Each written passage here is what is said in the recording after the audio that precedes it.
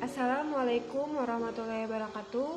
Perkenalkan, nama saya Zahro Rauda Ramadhani dari Prodi Pendidikan Ekonomi A, Universitas Pancasakti Bekasi. Pada kesempatan hari ini saya ingin menjelaskan manajemen keuangan untuk UAS semester 4 yang diampu oleh dosen Bapak Karyadi MM. Semoga dapat bermanfaat. Baik teman-teman, saya ingin menjelaskan materi tentang strategi pengelolaan keuangan pasca pandemi COVID-19, di mana sejak ditandai pandemi COVID-19 yang berdampak pada berbagai sektor termasuk pada kestabilan ekonomi, pengelolaan anggaran negara mengalami beberapa penyesuaian. Sebagai respon adanya pandemi COVID-19, beberapa penyesuaian dilakukan oleh pemerintah dalam rangka mengelola kas negara, tercipta fleksibilitas, kecepatan, dan ketepatan penggunaan anggaran. Kemudian, pandemi COVID-19 telah meningkatkan efek luka memar yang pada perekonomian dunia, termasuk Indonesia. Untuk memulihkan luka tersebut, perlu kebijakan yang kalibrasi, direncanakan dan dikomunikasikan dengan baik,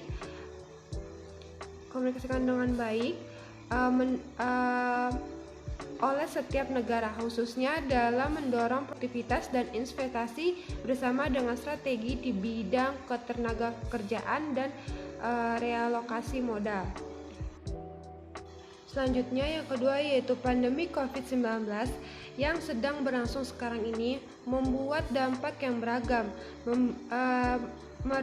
Merebaknya virus ini cukup mengkhawatirkan kesehatan bagi masyarakat dan juga bagi perekonomian bangsa seperti perusahaan dan sektor ekonomi yang ada di Indonesia. Dan tidak sedikit sektor yang mendapatkan dampak ini karena tidak adanya pemasukan. Para pengusaha masih berusaha untuk mencari cara untuk mengelola bisnis yang tepat di kala pandemi COVID-19 melanda. Para pelaku bisnis akan mencari cara terbaik untuk tetap bertahan sembari menunggu pandemi COVID-19 ini segera berakhir di tengah ketidakpastian.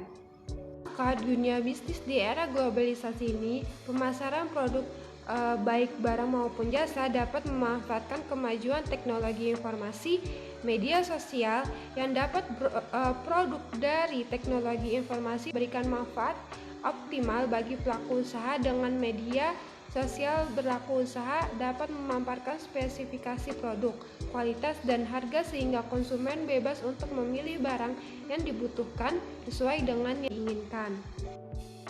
Selanjutnya yang ketiga ada beberapa strategi agar bisnis tetap berjalan dengan baik selama wabah COVID-19 atau pasca COVID-19. Yang pertama yaitu periksa kondisi keuangan, kedua periksa status aset dan hutang, yang ketiga buatlah bisnis plan baru, yang keempat catat pola pengeluaran, yang kelima lakukan manajemen risiko, yang keenam melakukan penganggaran atau budgeting, yang ketujuh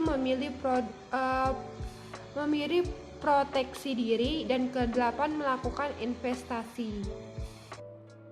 Yang keempat yaitu investasi pada struktur yang pada karya akan memberikan banyak manfaat dalam jangka panjang di era pandemi COVID-19 ini. Yang pertama yaitu penyerapan tenaga kerja dalam jangka akan meningkat dan memberikan sumber penghasilan jangka panjang kepada masyarakat. Yang kedua, manfaat dari infrastruktur yang dibangun memberikan nilai guna yang bisa dimanfaatkan masyarakat dalam jangka panjang. Yang ketiga yaitu membangun infrastruktur dalam industri pariwisata akan meningkatkan minat masyarakat mancanegara untuk berwisata di Indonesia. Baik kawan-kawan, kesimpulan dari materi yang telah saya berikan yaitu bahwa akan memberikan dampak positif bagi perekonomian, bahwa kehidupan sosial masyarakat dalam jangka panjang adalah investasi pada pendidikan atau bisnis. Investasi pada pendidikan atau bisnis akan meningkatkan kualitas sumber daya manusia yang dimiliki oleh Indonesia. Peningkatan kualitas SDM akan meningkatkan daya saing tenaga kerja Indonesia di tingkat internasional. Semakin tinggi daya saing akan meningkatkan pembuka kesempatan pekerjaan dan meningkatkan pemasukan masyarakat dalam jangka panjang. Selain itu, investasi pada bisnis atau pendidikan juga dapat diutamakan kepada guru, masyarakat sebagai infrastruktur, juga membuka lapangan pekerjaan bagi para guru dan masyarakat, meminimalisir kesenjangan pendidikan dan bisnis yang ada saat ini. Sekian dari saya, kurang lebihnya mohon maaf. Jangan lupa like, comment, and subscribe. See you next video. Terima kasih.